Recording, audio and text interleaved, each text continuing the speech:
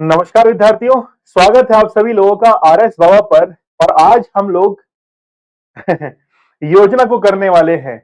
रोजाना हम लोग अधिनियम को पढ़ते हैं। इस सेशन के अंदर दोपहर में 2 बजे हम लोग अधिनियम को पढ़ते हैं, लेकिन हम लोगों ने पूरे की पूरे अधिनियम जो है वो कंसल्ट कर लिए हैं, उन पर बहुत अच्छे से बातचीत कर ली है। वो तमाम अधिनियम जो है वो धाराएं हम लोग कंप्लीट कर चुके हैं। अब हमारी 3 योजनाएं बची हैं। इन 3 योजनाओं को हम लोग 3 दिन के अंदर कंप्लीट कर देंगे, आज, कल और परसों के अंदर। और फिर हमारा पार्ट बी का सिलेबस ये कहने लायक हो जाएगा, जो मेरा वादा था आप लोगों से 15 नवंबर तक का, तो वो 15 नवंबर तक का मेरा वादा जो है मैं आप लोगों के सामने पूरा कर दूंगा। मैंने कहा था कि 15 नवंबर पहले पहले पार्ट बी का सिलेबस मैं यूट्यूब पर पूरी की पूरी प्लेलिस्ट बनाकर आप लोगों के लिए कंप्लीट कर दूंगा। तो कल जो है 15 नवंबर है, एक दिन हम लोग लेट हुए हैं। 16 नवंबर को आपका सिलेबस कंप्लीट होने जा रहा है। तो योजनाओं सहित हम लोग 16 नवंबर को ये सिलेबस जो है वो कंप्लीट करने जा रहे हैं। भरत मीना, रामदेव, अमर मेघवाल, श्री गंगानगर, बिल्कुल गुड आफ्टरनून। स्वागत है आप सभी विद्यार्थियों का। तो हम लोग 16 नवंबर को पूरा सिलेबस कंप्लीट करने जा रहे हैं पार्ट बी का। और सबसे अच्छी बात यह है कि अब हम लोग कुल्हाड़ी जो है वो बना तो ली है, अब कुल्हाड़ी को पैना करना है। कुल्हाड़ी बनानी भी जरूरी थी, पहले हमारे पास में कुल्हाड़ी ही नहीं थी पेड़ काटने के लिए। अब हमने जो है वो कुल्हाड़ी बना ली है। अब हम लोग क्या करेंगे, उसकी ग्रिपिंग करेंगे और फिर उस कुल्हाड़ी को पैना करेंगे। इसको काटना नहीं है है ना, ऑफिसर बनना है। मतलब अपनी तैयारी जो है उसको अब मजबूत करना है। एक बार हम लोग सिलेबस से गो थ्रू हो चुके हैं और तैयारी जो है उसको मजबूत करेंगे। पीडीएफ नोट्स मैंने आप लोगों के लिए अवेलेबल करवा दिए हैं। आप लोग टेलीग्राम से उनको डाउनलोड कर सकते हो। मैंने पिन भी वहां पर कर दिए हैं। दूसरी बात, जो भी ऐप के ऊपर विद्यार्थी पढ़ रहे हैं पेड कोर्स को लेकर, अब वो तैयार हो जाइए। उनके लिए अब जबरदस्त तरीके से वीडियोस आने वाले हैं, क्योंकि यहां का जो कार्यभार था वो अब कंप्लीट हो चुका है। अब आपको चलना है कहां पर, पेड कोर्स के अंदर। वहां पर सीरियल वाइज एक के बाद एक क्लासेस आपके लिए अरेंज कर दी गई हैं। सारे वीडियोस जो हैं, लेक्चर्स, वो आपके लिए वहां पर अवेलेबल करवा दिए गए हैं। विजय कुमार चौधरी, सुरेश कुमार धायल, तो सिलेबस करके कैसा फील हो रहा है आपको? पूरा पार्ट बी का सिलेबस जो है वो हम लोग कंप्लीट कर चुके हैं। और आज हम लोग एक योजना पढ़ने वाले हैं जिसका नाम है हृदय योजना। हृदय से पढ़ेंगे हृदय योजना को। चलिए शुरुआत करते हैं हम लोग आज की योजना को। हृदय योजना, जिसका पूरा नाम है national heritage city development and augmentation योजना। सबसे पहले आप लोग इस योजना का जो पूरा नाम है हृदय योजना का, वो जल्दी से कमेंट सेक्शन में टाइप करके भेज दीजिए, क्योंकि हमारे लिए सबसे महत्वपूर्ण बात यही है कि कम से कम योजना का पूरा नाम तो पता ही होना चाहिए। तो हृदय योजना का पूरा नाम जो है वो आप लोग एक बार कमेंट सेक्शन में टाइप करिए। थोड़ा सा आपको तकलीफ होगी, थोड़ा समय लगेगा। आपकी तकलीफ को ही समझते हुए मैं आप लोगों के ऊपर वर्क कर रहा हूं। जल्दी से हृदय योजना की full form, national heritage, H, देखिए एच आर आई, हेरिटेज, ठीक है, एच यहां से लिया, आर यहां से लिया, आई यहां से लिया, ठीक है, फिर डी ए वाई, तो डेवलपमेंट एंड ऑगमेंटेशन योजना, तो डी ए वाई यहां से ले लिया है। ठीक है, जल्दी से टाइप करके भेजिए। थोड़ा समय लगेगा, लेकिन योजना का नाम आप लोग को याद हो जाएगा, गलती नहीं करेंगे आप लोग। अच्छा, मुझे एक चीज बताइए, आप लोग जो भी मुझे सुन रहे हैं अभी, भरत मीना, रामदेव, आप लोगों का इस बार टेस्ट के अंदर स्कोर कम क्यों रहा है? पार्ट बी का टॉपिक वाइज जो आपका टेस्ट सीरीज का टेस्ट लगा है, उसमें आपका स्कोर कम क्यों रहा? विजय कुमार चौधरी कहां पर गायब हो? इस बार आपका टेस्ट में स्कोर जो है, सभी, एक की बात नहीं है, सभी का स्कोर जो है वो कम रहा है। चलिए, एप्लीकेशन को आप लोग को डाउनलोड करना है। आरएस बाबा दीपक सर, यहाँ पर जो है वो बहुत बेहतरीन टेस्ट सीरीज चल रही है। पेड कोर्सेज आपके लिए अवेलेबल है, सब्जेक्ट वाइज टेस्ट सीरीज आपके लिए अवेलेबल है।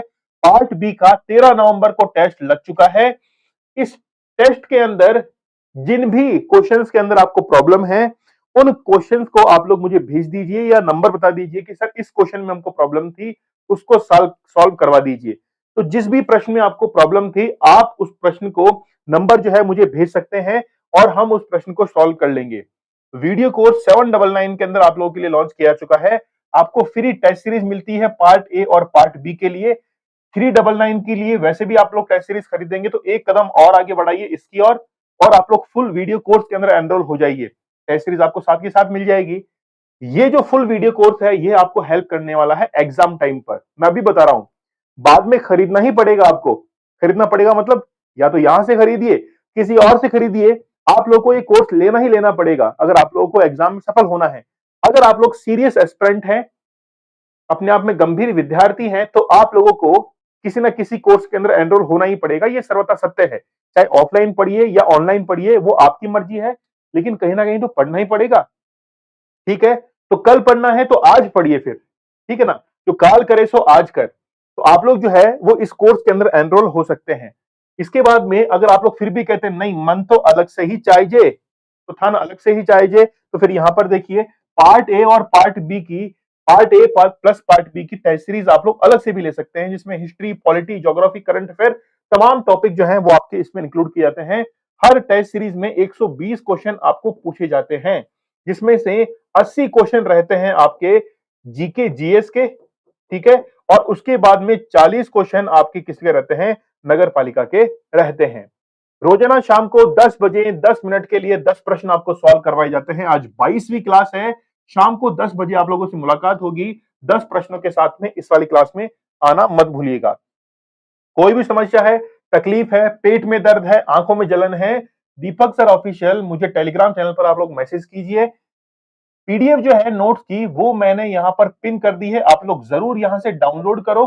कोई भी समस्या होती है, जैसे एक विद्यार्थी हैं, उन्होंने मुझे सुबह मैसेज किया कि सर यहां पर ये जो है वो थोड़ा सा गलत लिखा हुआ है नोट्स के अंदर, आप सही करवा दीजिए। तो मैंने सही करवा दिया। आपको नोट्स में कहीं पर भी कोई दिक्कत होती है, समझने में दिक्कत हो रही है, कोई गलत टाइपिंग की हुई है, तो आप लोग मुझे बताइए, उसमें सुधार कर दिया जाएगा। अच्छा, अभी ट्रेनिंग के अंदर है, टाइम नहीं मिल पा रहा है, कोई दिक्कत नहीं है। तो जैसे भी आपको टाइम मिले विजय कुमार चौधरी, टाइम निकालिए, और आगे बढ़ना है तो थोड़ा सा शरीर को तकलीफ देनी ही पड़ेगी। जितने भी एग्जाम्पल सेट हुए हमारे सामने, जितने भी ऑफिसर्स बने हैं, उन्होंने समय निकाला ही है। तो आप लोग सुनिए, थोड़ा समय निकालिए, चाहे 1 घंटा पढ़िए, लेकिन पढ़िए जरूर, रूटीन मत तोड़िए। ठीक है, चलिए।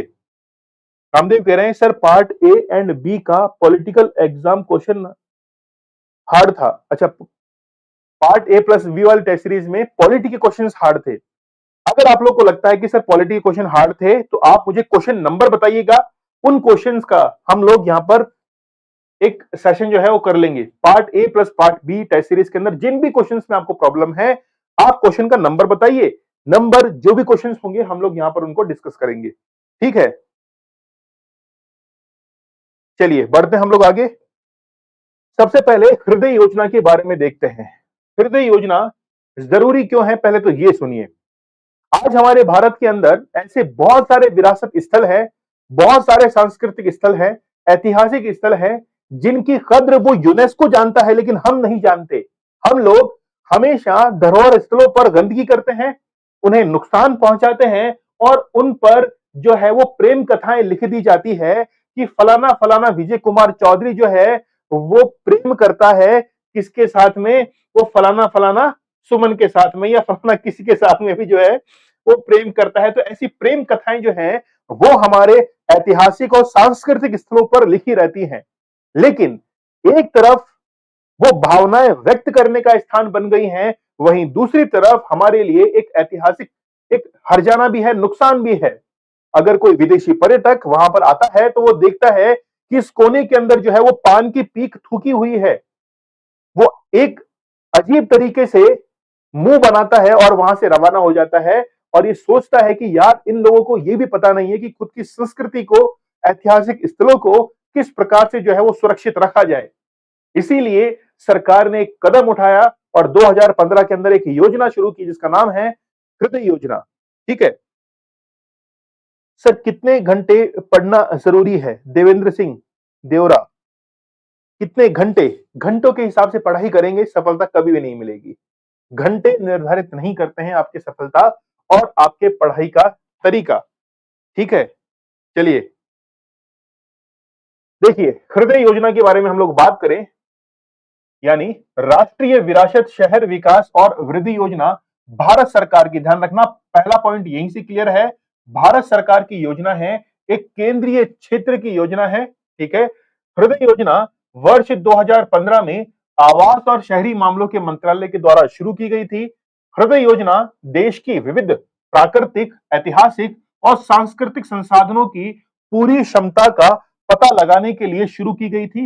हालांकि 2006 में शहरी विकास मंत्रालय यानी कि मिनिस्ट्री ऑफ अर्बन डेवलपमेंट ने भारत में विरासत शहरों को विकसित करने के लिए कई पहल की। उनमें से ज्यादातर उचित लिंकेज योजना के बिना किए गए थे। यानी कि 2006 में पहले सरकार ने कदम उठा लिया था कि हम लोग सांस्कृतिक और ऐतिहासिक जो स्थल हैं इनको सुरक्षित रखेंगे, लेकिन उस समय सबसे बड़ी प्रॉब्लम ये थी लिंकेज की। हम लोग एक शहर से दूसरे शहर को कनेक्ट नहीं कर पा रहे थे। हम लोग केंद्र सरकार और राज्य सरकार को मिला नहीं पा रहे थे। दोनों आपस में सामंजस्य स्थापित नहीं कर पा रही थी। इसलिए 2015 से पहले जितनी भी योजनाएं शुरू की गई वो या तो अगर झूल में चली गई या फिर केंद्र सरकार ने जो योजनाएं बनाई उनको राज्य जो है वो ठीक ढंग से इंप्लीमेंट नहीं कर पाए। तो ये लिंकेज की प्रॉब्लम होने के कारण हम लोग ऐतिहासिक स्थलों को 2015 के पहले नहीं बचा सके, मतलब उनका संरक्षण ठीक ढंग से नहीं कर पाए। और 2015 के अंदर फिर ये योजना जो है वो लॉन्च की जाती है। देखिए, अधिकांश हेरिटेज शहरों में मूलभूत सुविधाएं नदारद थी। पर्यटन और विरासत क्षेत्र की असीमित क्षमता का दोहन करने के लिए भारत सरकार ने विरासत शहरों में एक एकीकृत मतलब इंटीग्रेटेड, समावेशी और सतत विकास लाने का फैसला किया और उस उद्देश्य के लिए हृदय योजना शुरू की गई। जितने भी ऐतिहासिक जो हमारे शहर हैं उन शहरों के अंदर आधारभूत यानी कि मूलभूत सुविधाएं प्रदान करनी है। उनका संरक्षण तो करना ही है, लेकिन मूलभूत सुविधाएं जो हैं वो भी उनको प्रदान करनी है। बिल्कुल। Renu Saini good afternoon, Usha Verma good afternoon, Rahul लाल, भरत मीणा। चलिए, समझ रहा आप लोग को समझ में तो आ रहा है किस तरीके से हम लोग यहाँ पे पढ़ रहे हैं। चलिए थोड़ा सा आगे और देखते हैं हृदय योजना के बारे में। एक केंद्रीय क्षेत्र की योजना थी।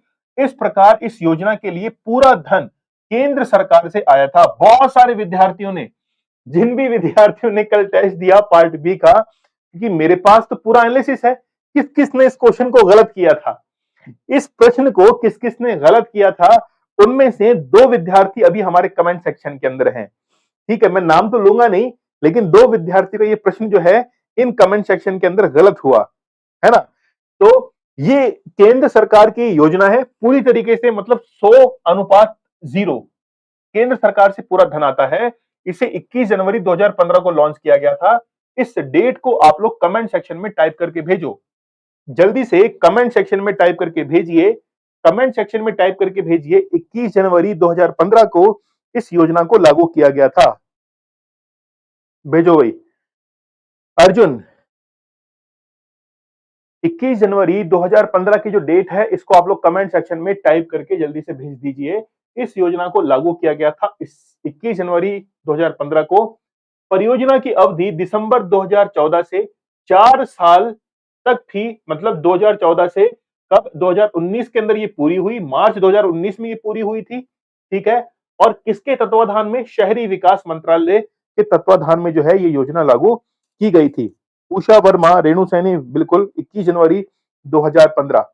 अगर आप लोग चैनल पे नए हैं तो जरूर सब्सक्राइब कीजिए चैनल को, ठीक है, क्योंकि अभी हम लोग पौधे के समान हैं। अगर आप लोग चाहते हैं कि ये पौधा जो है वो पेड़ के रूप में तब्दील हो तो आप लोग को जरूर चैनल को सब्सक्राइब करना चाहिए।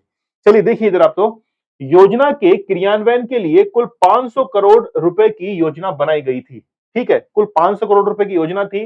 हृदय योजना को विरासत शहर के चरित्र को संरक्षित करने और विभिन्न संभावनाओं की खोज करके विरासत से जुड़े शहरी विकास को सुविधाजनक बनाने के उद्देश्य से शुरू किया गया था। उद्देश्य क्या था? शहरी विकास जो है उसको एक इंफ्रास्ट्रक्चर डेवलप करवाना। इंफ्रास्ट्रक्चर मतलब आधारभूत सुविधाएं। एक एग्जांपल मैं आप लोगों को देना चाहूंगा। ये वर्ष 2018 की बात है। 2018 आरएस मेंस का एग्जाम 2019 के अंदर लगा था। मैं भी उनके अंदर से ही शामिल था, 2018 के अंदर मेंस देने वाले विद्यार्थियों के अंदर। मेरा सेंटर जिस स्कूल के अंदर आया था वो स्कूल यानी कि एग्जाम लगा था 25 और 26 जून को, गर्मियों के अंदर। जिस स्कूल के अंदर सेंटर आया था वो एक गवर्नमेंट स्कूल थी गवर्नमेंट स्कूल के अंदर हालत ये थी कि वहां पर जो टेबल थी, वो टेबल बर्फी की जो ट्रे होती है ना, बर्फी की ट्रे आपने देखी है, ऐसा लग रहा था कि कल किसी सावे में ये ट्रे जाके आई है और आज उसकी टेबल बना दी गई है। उसपे चिकनाहट जो थी वो मौजूद थी। तो बर्फी की जो ट्रे है उसको स्टैंड के ऊपर उल्टा करके लगा दिया है, पहली बात। दूसरी बात, गर्मियों के दिनों में वहां पर पानी पीने की जो व्यवस्था थी वो टंकियों से थी। टंकियों से इतना गर्म पानी गर्मियों के अंदर भी, सर्दियों में तो फिर भी चलता, चलो कोई बात नहीं, पी लिया है। वहां पर जो पानी पीने की व्यवस्था थी, जैसे सेकंड फ्लोर पे जो था वो एग्जाम हॉल था मेरा खुद का, तो पानी पीने के लिए नीचे आना पड़ता था और वो भी गरम गरम टंकी का पानी पीने के लिए। यहां पर हम लोग क्या देखते हैं कि आधारभूत सुविधाएं जो है उनकी कमी है। ऊपर से वो माशाल्लाह पंखा, माशाल्लाह पंखा, वो आदम जमाने का पंखा, जो ये सोच रहा है कि मैं घूमूं कि नहीं घूमूं, अगर मैं घूमा तो कहीं टूट ना जाऊं। इस परेशानी के, इस उधेड़ बुन के अंदर वो पंखा जो है वो अपने आप से जवाब मांग रहा है कि मैं, मेरे नीचे व्यक्ति बैठा जो व्यक्ति है इसको हवा दूं कि नहीं दूं, ये सोच रहा है। और आखिरकार उसने वो थोड़ी सी हिम्मत जुटाई और उस यंत्र ने थोड़ी सी हवा जो थी वो नीचे की तरफ दी, ताकि नीचे जो बदन पर पसीना आ रहा है उसको वो सुखा सके। प्रयत्न तो यही कर रहा था वो यंत्र, लेकिन वो उसका प्रयत्न बार बार असफल हो रहा था। ठीक है, तो ये सब जो है वो क्या है, आधारभूत सुविधाओं की कमी के कारण है। नहीं तो एग्जाम में जहां पर व्यक्ति दो लाइन ज्यादा लिखने वाला था वो और अच्छे से लिख पाएगा उनको, है ना। चलिए, तो इसी की बात कर रहे हैं कि शहरों के अंदर जो आधारभूत सुविधाएं हैं उनको क्या किया जाए, डेवलप किया जाए। फिर देखिए, योजना के तहत 12 है चयनित विरासत, कितने हैं, कुल 12 शहर जो हैं वो चयनित विरासत शहरों की योजना, विकास, क्रियान्वयन और प्रबंधन जैसे कदमों को संबंधित राज्य सरकार के साथ साझेदारी में रणनीतिक बनाया गया था।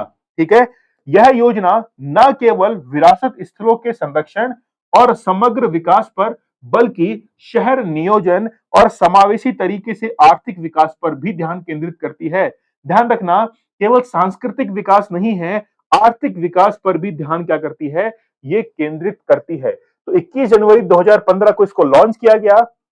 अगले 4 साल के लिए लॉन्च की गई, दिसंबर 2014 से लेकर, मतलब बेसिकली यहां से अवधि गिनी जाएगी तो दिसंबर 2014 से, इससे पहले से ही इसको लागू किया गया, लेकिन यहाँ पे 4 साल काउंट करते हुए मार्च 2019 तक जो है इसको क्या किया गया, लागू किया गया। शहरी विकास मंत्रालय के द्वारा ये लागू की गई, 500 करोड़ रुपए योजना ये बनाई गई थी। 12 शहर इसके अंदर चयनित किए गए, जिसमें केवल सांस्कृतिक और धरोहर विकास ही नहीं, समग्र और आर्थिक विकास भी शामिल किया गया था। ठीक है, चलिए, देखिए राहुल कह रहे हैं कि म्युनिसिपल एक्ट की एमसीक्यू लेने की जरूरत है क्या। देखिए, एमसीक्यू अभी मार्केट में अवेलेबल नहीं है, कुछ समय लगेगा मार्केट के अंदर एमसीक्यू आने में, अभी तक आई नहीं है। हो सकता है कि मार्केट में सबसे पहली बुक जो है वो अपने द्वारा ही निकाल दी जाए, है ना। अभी बात चल रही है, हेराल्ड पब्लिकेशन जो है, आज ही बात हुई है। अगर वहां से अप्रूवल मिलता है तो आपको जो है कुछ दिनों के अंदर बुक भी जो है वो देखने को मिल जाएगी। उसमें चैप्टर के बाद में क्वेश्चंस दिए हुए हैं, चैप्टर के बाद में क्वेश्चंस दिए हुए हैं, ठीक है, प्रैक्टिस करने के लिए। चलिए, यहां तक आपको समझ में आया। आगे देखिए, हृदय योजना का कथन क्या है। कथन देखिए, हृदय योजना के मसौदे में दी गई योजना का कथन था, सौंदर्यों, ठीक है, सौंदर्यों से पूर्ण रूप से आकर्षक, सुलभ, सूचनात्मक और सुरक्षित वातावरण को प्रोत्साहित करके शहर के अद्वितीय चरित्र को प्रतिबिंबित करने के लिए विरासत, शहर की आत्मा को संरक्षित और पुनर्जीवित करना, स्वच्छता, सुरक्षा, पर्यटन, विरासत, पुनरुत्थान और शहर की सांस्कृतिक पहचान को बनाए रखने के लिए विशेष ध्यान देने के साथ साथ जीवन का समग्र गुणवत्ता में सुधार के उद्देश्य से विरासत शहरों को रणनीतिक और नियोजित विकास शुरू करना। तो यहां पर ये जो लाइंस लिखी हुई हैं, ये ऑन डॉक्यूमेंट्स लाइन लिखी हुई थी, ऑन डॉक्यूमेंट जो है लाइन लिखी हुई थी, वहीं से ये स्टेटमेंट जो है एज इट इज कॉपी किया गया है। योजना जब आप लोग देखेंगे शहरी विकास मंत्रालय की साइट पर जाकर, वहीं से मैंने योजना जो है वो बनाई है, तो उसी योजना को आप लोग जाकर देखेंगे तो ये तमाम ये जो स्टेटमेंट है वो हूबहू वहां पर लगा हुआ है। चलिए आगे देखिए, हृदय योजना का उद्देश्य क्या है। हृदय योजना का उद्देश्य क्या है? सुरेंद्र सिंह राव, बिल्कुल नमस्ते। मार्केट में उपलब्ध नहीं है। हाँ, बिल्कुल मार्केट के अंदर उपलब्ध नहीं है। चलिए, हृदय योजना के उद्देश्य देखिए। हृदय योजना के उद्देश्य निम्न है। कौन कौन से? इस योजना का उद्देश्य कई विरासत संवेदनशील बुनियादी ढांचे की योजना, विकास और क्रियान्वयन करना है। पर्यटकों के लिए शहर के अनूठे चरित्र से सीधे जुड़ने के लिए हृदय योजना का उद्देश्य विरासत स्थलों को संरक्षित और पुनर्जीवित करना है। इजी है, आप लोगों के लिए, ज्यादा टफ नहीं है, इजी है, कहीं कोई दिक्कत नहीं है। संरक्षित करना है, उनको पुनर्जीवित करना है, बुनियादी ढांचा प्रोवाइड करवाना है। पर्यटकों के लिए सुविधाओं में सुधार के लिए सार्वजनिक सुविधाओं, शौचालय, स्ट्रीट लाइट, पानी के नल और आधुनिक तकनीकों के रोजगार जैसी बुनियादी सुविधाओं और सेवाओं को लागू करने और बढ़ाने के लिए समावेशी विरासत आधारित उद्योग को प्राप्त करने के लिए स्थानीय क्षमता को बढ़ाने के लिए ऐतिहासिक शहरों के मुख्य क्षेत्रों में सेवा वितरण और बुनियादी ढांचे का प्रावधान करना। बेसिकली योजना कहना चाह रही है बुनियादी जो सुविधाएं हैं उनका विकास करना है, जैसे शौचालय है, स्ट्रीट लाइट्स है, जैसे मान लीजिए कोई सिंबल्स हैं, कहीं पर भी कोई भी आपको डायरेक्शंस लिखी हुई मिलती हैं, वो भी क्या होती हैं, वो एक सुविधाओं के अंदर ही काउंट होती हैं। तो हम लोग बुनियादी सुविधाओं के साथ साथ उनका आर्थिक विकास भी करना चाहते हैं। तो जितने भी ये शहरी विकास है जिसके अंदर ऐतिहासिक स्थल शामिल हैं, उनका हम लोग बुनियादी रूप से क्या करना चाहते हैं, उनका विकास करना चाहते हैं। बेसिकली योजना का उद्देश्य है। और क्या कहता है? पर्यटन और सांस्कृतिक सुविधाओं के बीच प्रभावी संबंध बनाने और प्राकृतिक और निर्मित विरासत संरक्षण स्थल के लिए भी शहरी विरासत के अनुकूल पुनर्वास, यानी कि पुनर्वास और रखरखाव करना, ठीक है, पुनर्वास और रखरखाव करना, और ऐतिहासिक इमारतों की रेट्रोफिटिंग मतलब, ठीक है, क्या लिखा हुआ है? ऐतिहासिक इमारतों की रेट्रोफिटिंग, यानी कि जो काफी पुराने हो चुके हैं, जर्जर अवस्था में हो चुके हैं, उनको एक नई कंडीशन के अंदर पहुंचाना और उसके लिए उपयुक्त तकनीकों को विकसित करना। अनुकूल शहरी पुनर्वास के लिए प्रभावी सार्वजनिक निजी भागीदारी, तो यहां पर एक शब्द यूज किया गया है, निजी भागीदारी, ठीक है। एक शब्द आप लोग गौर फरमाइएगा, एक शब्द यूज किया गया है, सार्वजनिक निजी भागीदारी जो है इसकी स्थापना और प्रबंधन करना, ठीक है। चलिए फिर देखिए, आधुनिक आईसीटी उपकरणों, आपको एग्जाम में जो है इसकी फुल फॉर्म पूछी गई थी कि आईसीटी जो है इसकी फुल फॉर्म क्या है? Information and communication technology. Information and communication technology के उपयोग से शहरों को सूचनात्मक बनाना और उन्हें आधुनिक निगरानी और सुरक्षा उपकरण जैसे सीसीटीवी कैमरास जो होते हैं उनसे भी सुरक्षित बनाना। इन विरासत शहरों तक भौतिक और बौद्धिक पहुंच बढ़ाने के लिए जो है ये तमाम क्या किया गया था, इसमें आधारभूत सुविधाएं विकसित की गई थी, ठीक है। देखिए ज्यादा टफ नहीं है, आप लोग एक बार पढ़ेंगे तो आप लोग को याद होना शुरू हो जाएगा। बस बात यह है कि आप उसको बार बार रिवाइज कीजिए, रिवाइज करेंगे तो आपको बेहतर याद होगा, ठीक है। मनीषा कुमारी, बिल्कुल गुड आफ्टरनून। सेशन को भाई लाइक और शेयर तो कर दीजिए। भाई चैनल को सब्सक्राइब नहीं करेंगे, मान लेते हैं नहीं करेंगे, ठीक है। शेयर तो करेंगे, ये दोनों में से एक भी नहीं करेंगे, ये केवल पढ़ लेंगे, अब वो आपकी मर्जी है। लेकिन ये उद्देश्य जो है वो हम लोगों ने देख लिया है। आगे देखिए, हृदय योजना के तहत शहरों की सूची कौन कौन सी है। मैं 12 शहर आप लोगों को बता रहा हूं, उन 12 शहरों को आप लोगों को कमेंट सेक्शन में टाइप करके भेजना है, जल्दी से भेजिए। हृदय योजना में शहरों की सूची, सिटीज अंडर हृदय स्कीम। तो निम्नलिखित कितने स्थल हैं? 12 विरासत शहर है। कितने हैं? 12 जो है वो इसके अंदर विरासत शहर है, ठीक है। 12 विरासत शहर है जिनके विकास के लिए हृदय योजना जो है वो सूचीबद्ध की गई। जल्दी से, एक है राजस्थान का अजमेर, ठीक है। फिर अमरावती, कम से कम 12 शहर एक बार आप लोग याद कर लीजिए। अमरावती, अमृतसर, बादामी, द्वारका, गया, है ना। आप लोगों के वहां पे जो है वो टेस्ट सीरीज के अंदर गभा लिखा हुआ था। गया, कांचीपुरम, मथुरा, पुरी, वाराणसी, वेलकन्नी और वारंगल। ये 12 शहर आप लोग को जरूर पता होने चाहिए कि 12 शहर, ठीक है, कौन कौन से हैं।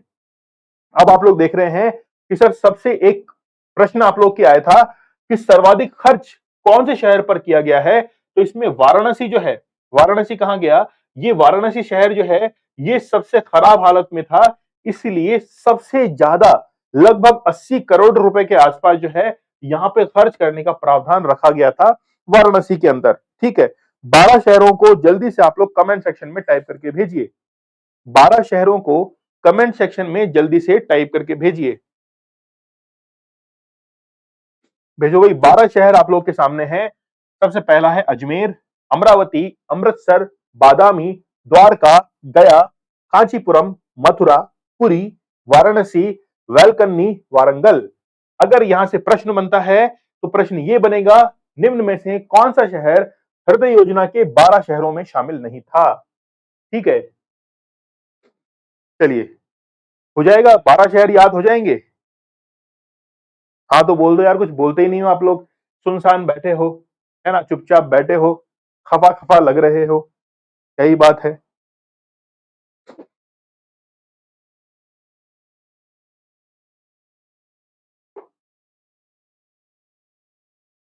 ठीक है, चलिए 12 शहर आप लोग को याद कर लेने हैं। हृदय योजना के सांकेतिक घटक कौन कौन से हैं, हृदय योजना के सांकेतिक घटक कौन कौन से हैं वो भी हम लोग एक बार देख लेते हैं। देखिए, सूचीबद्ध विरासत शहरों की आत्मा को पुनर्जीवित करने के लिए, आत्मा को, बोलिए कितना गहराई भरा शब्द है, आत्मा को पुनर्जीवित करने और पुनर्जीवित करने के उद्देश्य से हृदय योजना 4 मुख्य क्षेत्रों पर केंद्रित है। पहला कौन सा है, भौतिक आधारभूत संरचना, दूसरा है आर्थिक आधारभूत संरचना, तीसरा है सामाजिक आधारभूत संरचना और चौथा है संस्थागत आधारभूत संरचना। ठीक है, 4 मुख्य क्षेत्र हैं, एक तो है भौतिक, दूसरा है आर्थिक, तीसरा है सामाजिक और चौथा है संस्थागत, इंस्टीट्यूशनल इंफ्रास्ट्रक्चर। ठीक है, सुरेंद्र सिंह राव, मनीषा कुमारी, उषा शर्मा, आईपीएस राम अवतार वर्मा। चलिए बहुत अच्छी बात है। देखिए, आप लोगों ने शहरों के नाम लिख दिए हैं। देखिए सीधी सीधी बात है, जो जहमत उठाएगा उसको फायदा भी मिलेगा। अगर एग्जाम में क्वेश्चन आता है तो वो व्यक्ति जो है वो सोचने समझने की क्षमता रखेगा कि हाँ 12 शहरों में ये तो यार मैंने टाइप किया था, है ना कहीं से एक इंट्यूशन जो है उसका वर्क करने लग जाता है। चलिए, 4 मुख्य क्षेत्र हैं, भौतिक, आर्थिक, सामाजिक और संस्थागत, 4 क्षेत्र हैं इसके। हृदय स्कीम के सांस्कृतिक सांकेतिक घटक इस प्रकार हैं, देखिए कौन कौन सा है। देखिए, विरासत का दस्तावेजीकरण और मानचित्रण, उनके डॉक्यूमेंटेशन कंप्लीट करना, उनके मैप जो है कंप्लीट करना, जिससे विरासत प्रबंधन योजना की ओर अग्रसर होता है।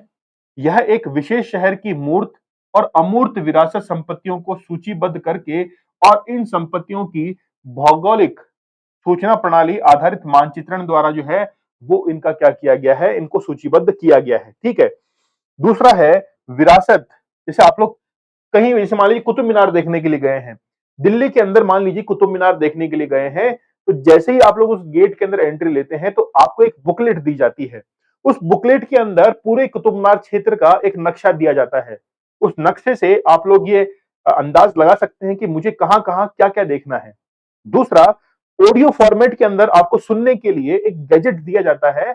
उस गैजेट का अगर आप लोग इस्तेमाल करते हैं तो आप बेहतर ढंग से उसके ऐतिहासिक, उसके उसके इतिहास के बारे में सुन पाएंगे। वो ऑलरेडी रिकॉर्डेड रहता है, उसके बारे में आप लोग सुन पाएंगे कि आखिरकार इस कुतुब मीनार का ऐतिहासिक जितना भी इतिहास है वो क्या रहा है, आखिरकार राजाओं के बारे में, महाराजाओं के बारे में, तमाम जितनी भी बातें हैं वो आप लोग सुन पाते हैं, समझ पाते हैं। ये क्या है, ये है कि उस सांस्कृतिक स्थल का पर्यटन के क्षेत्र में और उसको बढ़ावा देना। अगर मान लीजिए कि आप किसी ऐसे स्थल पर गए हैं जहां पर कोई भी आपको गाइड करने वाला नहीं है, ना आपके पास में कोई मैप है, ना उसका कोई ऐतिहासिक स्थल आपकी कोई जानकारी है, तो वहां पर उस स्थान पर आपकी रुचि धीरे धीरे समाप्ति की ओर बढ़ जाएगी।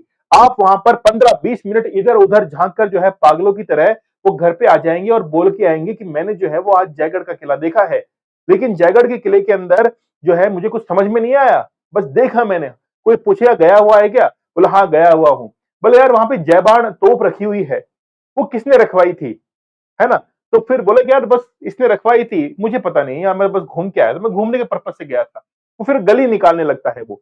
समझ रहे हैं आप लोग? तो ऐसे स्थान पर जब आप लोग जाते हैं, जहां पर कोई भी आपको जानकारी नहीं है, कोई सुविधा वहां पर नहीं है, तो धीरे-धीरे आपकी जिज्ञासाएँ समाप्त होने लगती हैं। बोला ठीक है, इधर-उधर घूम-घाम के जो है वो घर चलते हैं, थक गए हैं। ठीक है? चलिए, तो यहां पर आप लोग को ध्यान रखना है कि जितने भी मानचित्र हैं वो बनाए जाते हैं, दस्तावेज जो हैं वो बनाए जाते हैं। आगे देखिए, विरासत पुनरुद्धार सेवा प्रावधान से जुड़ा हुआ है। इसमें सांस्कृतिक कार्यक्रमों, ठीक है, मेलों, त्योहारों, संग्रहालयों का विकास और विरासत स्थलों को समुदाय और शहर दोनों स्तर पर विभिन्न सेवा प्रावधानों से जोड़ना शामिल था। मतलब बेसिकली ये किसमें आता है? ये हम लोग कहते हैं कि एक तरीके सर्विस सेक्टर के अंदर आता है। हम लोग जब अर्थव्यवस्था के 3 अलग-अलग क्षेत्र पढ़ते हैं, प्राथमिक, द्वितीयक और तृतीयक, तो जो थर्ड यानी कि टर्शियरी जो है, वो पूरा का पूरा सर्विस सेक्टर से जुड़ा हुआ है और ये पर्यटन जो है वो सर्विस सेक्टर के अंदर ही गिना जाता है। ठीक है? चलिए, तीसरा सांकेतिक घटक है ज्ञान प्रबंधन और कौशल विकास था।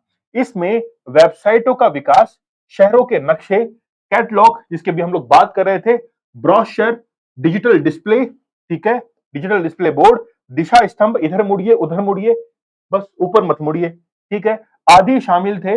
इसमें स्थानीय गाइडों, कारीगरों और टूर ऑपरेटरों का कौशल विकास भी शामिल था। ये बहुत महत्वपूर्ण बात है हमारे लिए।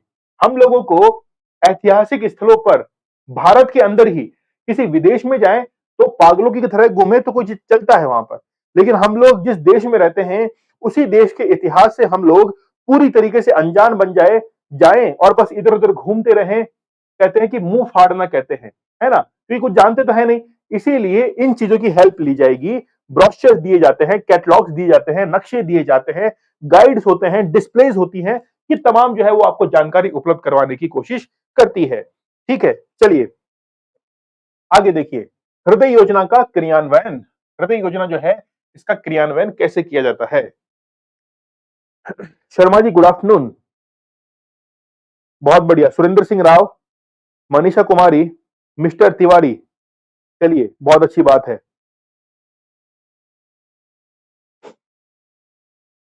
अच्छा, योजना समझ में तो आ रही है ना आपको? योजना समझ में तो आ रही है, बताइए, कोई तकलीफ कोई समस्या तो नहीं है? अच्छा, आप लोगों से मैं एक सजेशन भी चाहता हूं आज। एक सजेशन ये है कि हमारा ईओआरओ का सिलेबस कंप्लीट होने वाला है, मतलब हो ही गया है सिलेबस, तो केवल 2 योजनाएं और पढ़नी है, पूरा का पूरा सिलेबस कंप्लीट हो जाएगा। अब हम लोग दोपहर में 2 बजे वाली क्लास किस चीज की रखें? दोपहर में 2 बजे जो ईओआरओ की क्लास है इसमें क्या चीज शुरू करें? वैसे तो रहेगी ईओआरओ की क्लास ही है, लेकिन ईओआरओ की क्लास में रखें क्या आखिरकार? क्या इसको शुरू किया जाए? क्योंकि रात को 10 बजे और अभी ये जो टाइम है, ये ईओआरओ की क्लास को ही समर्पित है। तो आप लोग ये बताइए कि दोपहर में 2 बजे वाली क्लास है, इसको आखिरकार किस चीज के लिए रखा जाए? यानी कि 2 दिन बाद, यानी कि बुधवार गुरुवार से ठीक मंगलवार बुधवार तक तो हम लोग क्या करेंगे? योजनाएं कंप्लीट करेंगे और उसके बाद से क्या शुरू किया जाए?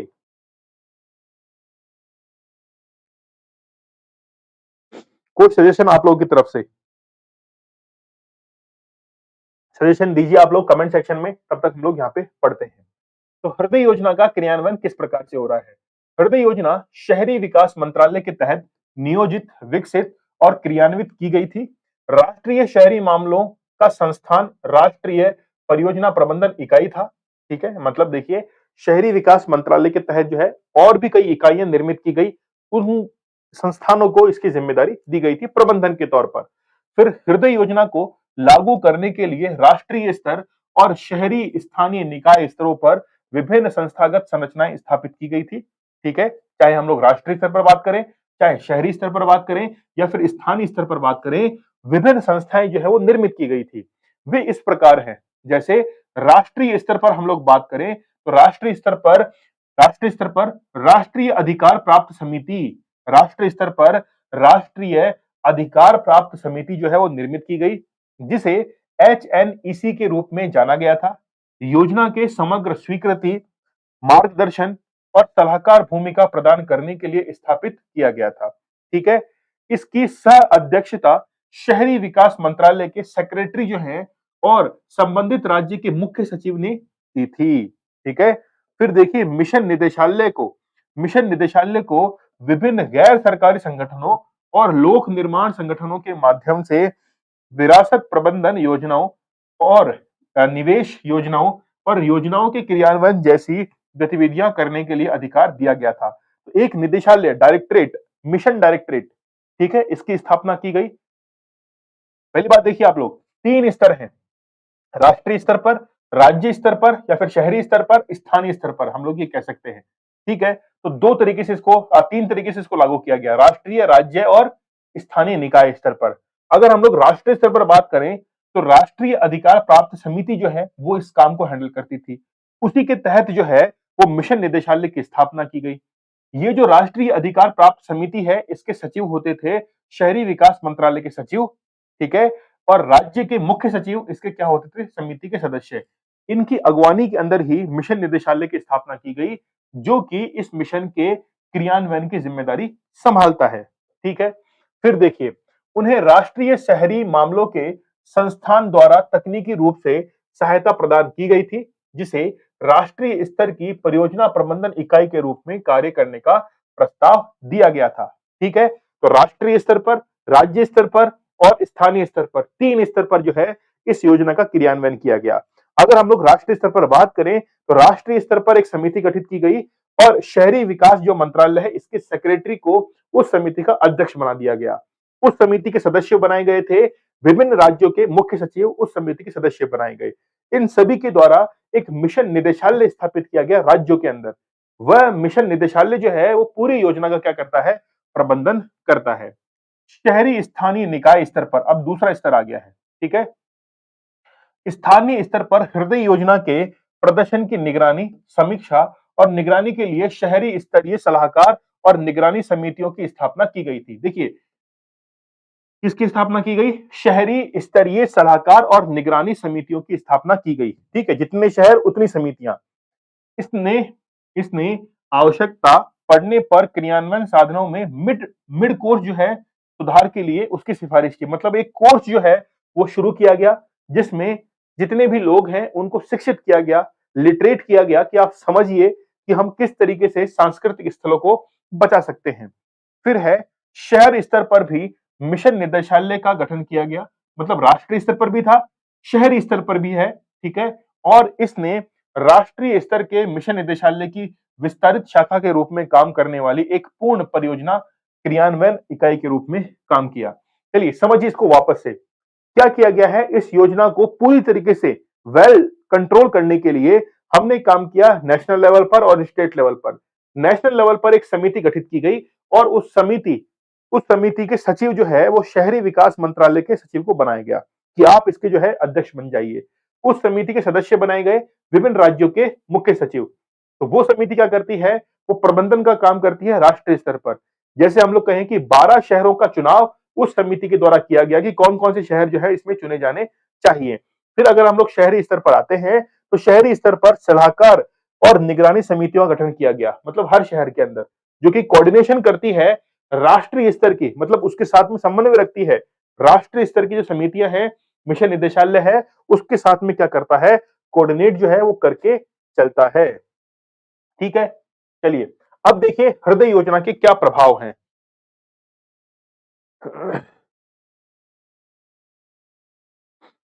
फॉर एमसीक्यू, अच्छा देखिए कुछ सजेशंस आए हैं हमारे लिए। ईआरओ के लिए पॉलिटिकल बुक कौन सी पढ़े, एम लक्ष्मीकांत आप लोग पढ़िए, और 2-3 दिन के अंदर आपके लिए पॉलिटी का सेशन लेके आ रहे हैं, वीडियो कोर्स लेके आ रहे हैं। ज्यादा उसकी कोई हाई फाई रेंज जो है प्राइस नहीं रहने वाली है। पूरा का पूरा ईओआरओ का टॉपिक वाइज जो है वो हम लोग कवर करेंगे उसमें।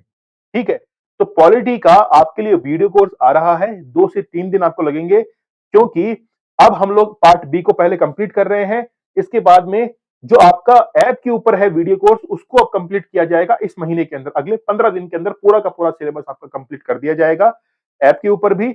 और फिर पॉलिटी, ये जो है पॉलिटी वाला section, history, art and culture वाला सेक्शन, ये भी आपके लिए लाया जा रहा है। ठीक है, देखिए गुड आफ्टरनून, ठीक है, इतना हो गया। सर नोट्स भेजो, नोट्स जो हैं वो आपको ऑलरेडी भेज दिए गए हैं, टेलीग्राम पर पिन कर दिए हैं, कल ही टेलीग्राम पर पिन हुए हैं अपडेटेड नोट्स। ठीक है, एमसीक्यू के लिए रखें। ठीक है, एमसीक्यू का एक सजेशन आया है, ईओआरओ के लिए political book, sir daily topic देखिए एमसीक्यू, ठीक है, रिवीजन कर दो सर पार्ट बी पार्ट का, 4 एमसीक्यू रिवीजन हो जाएगा सर। अच्छा ठीक है, एमसीक्यू का हमारे पास सजेशन आया है सर जी उपधारा। ठीक है, part B revision class, sir part B revision class रखो। अच्छा अपन एक काम करते हैं, एक काम ये कर सकते हैं कि पार्ट बी जो है इसको वापस से स्टार्टिंग से शुरू करेंगे। देखिए अगर आप लोगों को मेरा सजेशन ठीक लगे, आप लोग इसमें देखिए कि आपके टोटल 17 अध्याय हैं, 6 अनुसूचियां हैं और 344 धाराएं हैं, ठीक है। 17 अध्याय आपको पूरे की पूरे तो नहीं पढ़ने थे, उसमें से 14 अध्याय आपको पढ़ने थे। तो मैं ये सोच रहा हूं कि 14 क्लासेस आपको वो करवाई जाए, इसमें एक क्लास में एक का एक पूरा अध्याय कंप्लीट करवा दिया जाए। जैसे पहला अध्याय है आपका, तो पहले अध्याय के अंदर धारा 3 से लेकर लगभग 40 के आसपास तक होंगी, तो एक बार में एक अध्याय एक क्लास में, फिर अगली क्लास में अगला अध्याय, तो कुल 14 अध्याय हम लोगों को करने हैं। तो 14 क्लासेस हमारी ये कंडक्ट हो जाएंगी। फिर जो आपकी 8 योजनाएं हैं, एक एक क्लास के अंदर 8 योजनाएं वापस से आपको रिवाइज करवाई जाए वापस से, ठीक है। तो 14 और 8 22 क्लास ये हो गई। फिर 3 आपके नियम हैं, 22 यानी कि लगभग 25 क्लासेस आपकी ये ऐसे हो सकती हैं। या फिर दूसरा तरीका ये है कि रोजाना जो है वो रिवाइज करते चलें और डेली 4-5 एमसीक्यू भी हम लोग सॉल्व करते चले। दूसरा ये भी तरीका है, ठीक है। चलिए,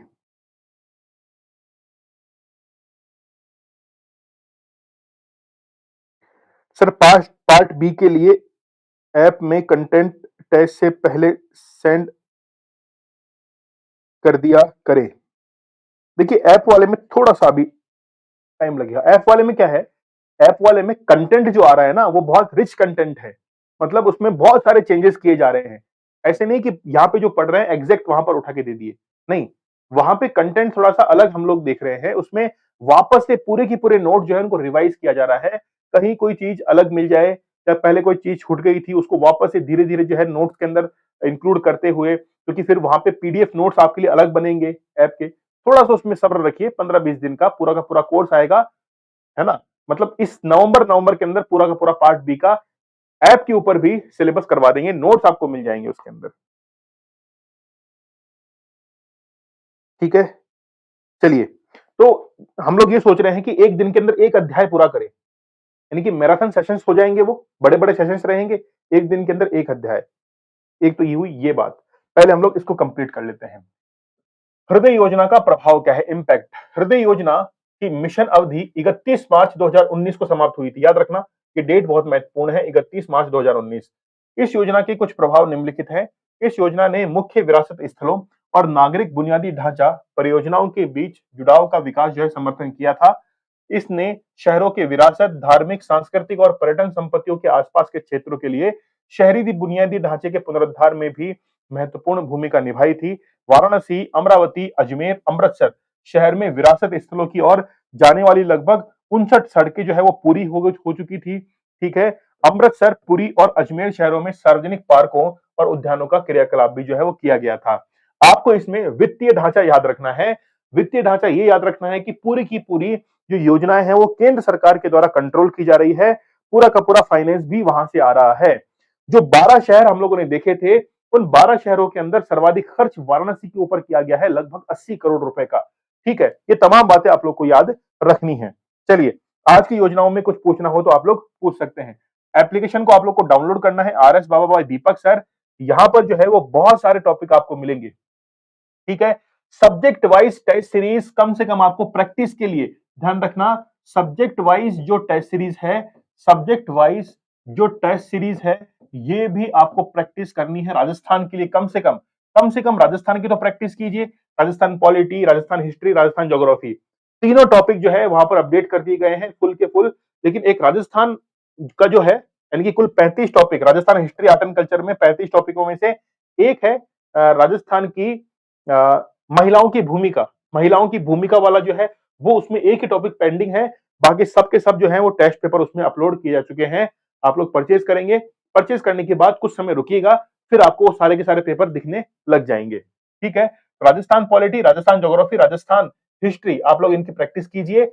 बहुत कम प्राइजेज में 29 रुपीज में राजस्थान पॉलिटी, राजस्थान इकोनॉमिक्स जो है वो आपको अवेलेबल है। पार्ट बी की टेस्ट सीरीज कल हुई है। कल मतलब 13 नवंबर को कंडक्ट करवाई गई है। 13 नवंबर को कंडक्ट करवाई गई है और 13 नवंबर को ये जो टेस्ट सीरीज हुई है, इसमें जिस भी क्वेश्चन में आपको प्रॉब्लम हो वो क्वेश्चन मुझे बताइए, हम लोग सेशन के अंदर डिस्कस करेंगे। 799 कोर्स के अंदर आपको टेस्ट सीरीज जो है वो बिल्कुल फ्री दी जा रही है। टेस्ट सीरीज फ्री मिल रही है मतलब 399 में टेस्ट सीरीज लेनी है आपको। इससे बढ़िया है कि थोड़ा सा एक कदम आगे बढ़ाइए, कोर्स की तरफ आप लोग बढ़िए। फुल वीडियो कोर्स मिलेगा आपको, एग्जाम में बड़ी हेल्प करने वाला है। आपको पता है जैसे कल वन रक्षक का, फॉरेस्ट गार्ड का पेपर था, इतना आसानी से उसको आउट करवा दिया। सोचिए एक विद्यार्थी के ऊपर क्या गुजरती होगी, है ना। तो अगर तैयारी कीजिए, इस बार बहुत अच्छे से तैयारी कीजिए। आप इस पेपर की तैयारी कीजिए, है ना, इस वाले पेपर की आप लोग तैयारी कीजिए, एओआरओ की। मैं कह रहा हूं निश्चित सफलता आप लोगों को मिलेगी अगर आपने अच्छे से तैयारी की है। टेस्ट सीरीज फिर भी आप अलग अलग से लेना चाहते हैं तो part A plus part B की टेस्ट सीरीज अलग से भी आप लोग ले सकते हैं, ठीक है। ये जो है पूरी की पूरी क्लासेस आपको YouTube पर मिल जाएंगी। पूरी की पूरी प्लेलिस्ट जो है वो आपके लिए बना दी गई है। फिर भी कोई समस्या होती है, तकलीफ होती है, आप लोग मुझे दीपक सर ऑफिशियल पर कांटेक्ट कर सकते हैं। चलिए सर, मार्केट में आपकी टेस्ट सीरीज बुक मिल सकती है क्या पार्ट बी की? उषा वर्मा, देखिए पार्ट बी की जो टेस्ट सीरीज है वो मार्केट में मुश्किल से आप मान के चलिए 10 दिन बाद आपको अवेलेबल होगी। पूरी की पूरी नोट्स आपको अवेलेबल मिल जाएंगे। जितने भी क्वेश्चंस हैं, हर चैप्टर के बाद में क्वेश्चंस भी रखे गए हैं। हर चैप्टर के बाद में क्वेश्चंस आप लोगों को वहां पर जो है इनपुट दिया गया है। जैसे चैप्टर पढ़िए, क्वेश्चंस की प्रैक्टिस कीजिए, तो 10-15 दिन के अंदर आपको किताब जो है वो मिलना शुरू हो जाएगी। फिर आप जो विद्यार्थी हैं, ठीक है, अगर आप लोग डायरेक्ट कोई बुक लेना चाहते हैं तो मुझे जो है वो व्हाट्सएप पे एड्रेस, अभी नहीं, आज से 10 दिन बाद आप मुझे सेंड कीजिएगा। 10 दिन बाद में तो वो किताब जो है पूरी बन के तैयार हो जाएगी, फिर आपके घर पे जो है वो किताब भिजवा दी जाएगी, ठीक है। अच्छा सर, पेपर अच्छा था। पेपर अच्छा था।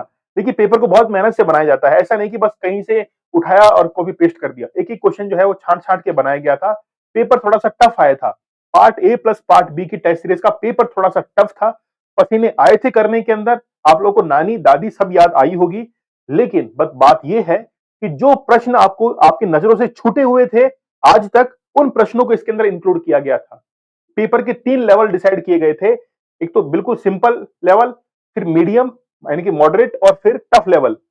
तो 3 तरह के विद्यार्थी, तीनों तरह के विद्यार्थी इसको अटेम्प्ट कर सकते थे। जिन्होंने थोड़ी कम तैयारी की है वो सिंपल क्वेश्चन को अटेम्प्ट कर पा रहे थे। थोड़ी सी अच्छी तैयारी है, मॉडरेट तक पहुंच रहे थे, और जिनकी बहुत अच्छी तैयारी है वो टफ लेवल को भी टच कर पा रहे थे। और इसमें जरूरत है टफ लेवल की ही, ठीक है।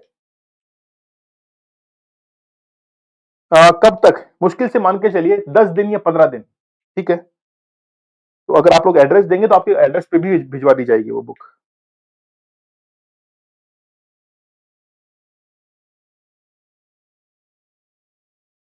वीडियो कोर्स के नोट्स निकलवाएं कि नहीं निकलवाएं? नहीं, नोट्स जो है वो आप लोग चाहें तो प्रिंट आउट निकलवा सकते हैं, नहीं अभी एक बार मोबाइल से ही पढ़ लीजिए, 10 दिन और पढ़ लीजिए, और फिर आप जो है आपके पास में बुक ही पहुंच जाएगी, फिर आपको निकलवाने की जरूरत नहीं है।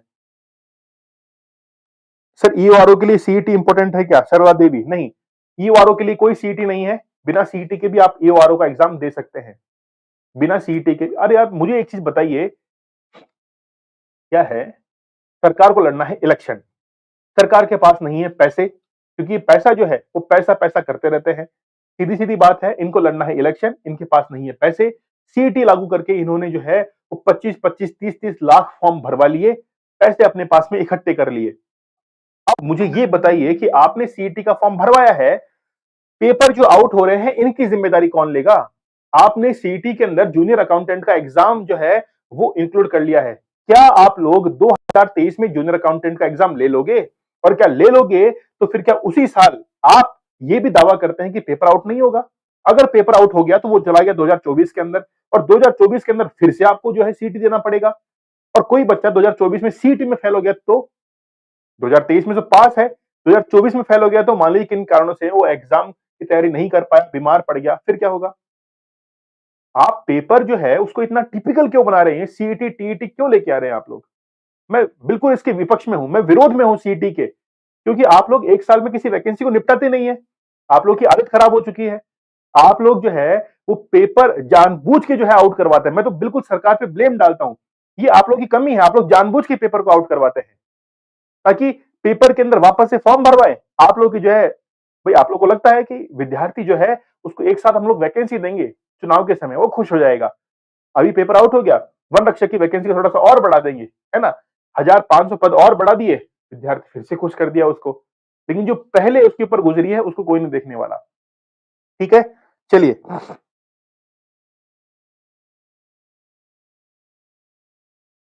आपने सर एडसेंस लगा दिया है, एड आ रहे हैं, मोनेटाइज हो गया है क्या? हाँ बिल्कुल ये मोनेटाइज हो गया है। ऐड देखिए, अब देखिए आने दीजिए ऐड कम से कम, क्योंकि अभी अगर थोड़ा सा ग्रो करना है तो ऐड आने दीजिए, है ना। ऐड इसलिए क्योंकि देखिए अपने पास में इतना कोई बड़ा पेड़ नहीं है, कोई बरगद का वृक्ष नहीं है अपने पास में, शुरुआत है अभी। ठीक है, व्हाट्सएप नंबर मेरे, अच्छा व्हाट्सएप नंबर जो है इस नंबर पर आप लोग मुझे कांटेक्ट कर सकते हैं, 9887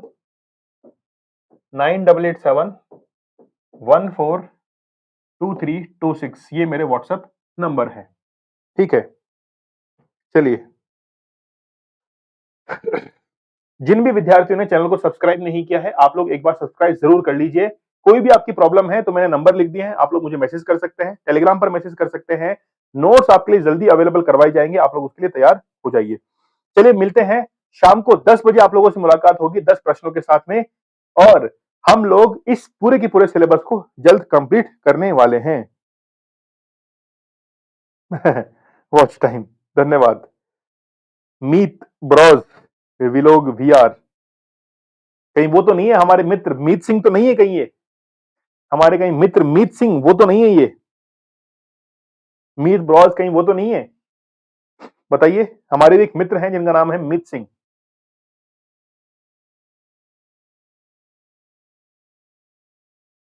पवन शर्मा, सर बुक की जरूरत पड़ेगी क्या? देखिए बुक की जरूरत आप लोग चाहे तो ले सकते हैं, बुक जो है वो आप लोग चाहे तो ले सकते हैं, नहीं तो नोट सफिशिएंट है, और ये मान के चलिए 10 से 15 दिन के अंदर बुक जो है वो आपको मार्केट में अवेलेबल हो जाएगी, जहां से आप लोग नोट्स और चैप्टर के बाद में आप जो है वो क्वेश्चंस की प्रैक्टिस भी कर पाएंगे। ठीक है,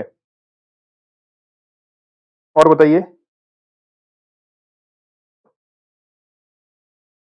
चलिए, नाइस ऐप, चलिए बहुत बड़ी बात है। ऐप के बारे में आप अपने फ्रेंड्स को बताइए कि यार ऐसी ऐसी ऐप है। ठीक है, ऐप के बारे में आप अपने दोस्तों को बता सकते हैं। चलिए मीत, ओके, मिलते हैं हम लोग नेक्स्ट क्लास में शाम को 10 बजे, आप लोगों से मुलाकात होगी। तब तक के लिए धन्यवाद, थैंक यू।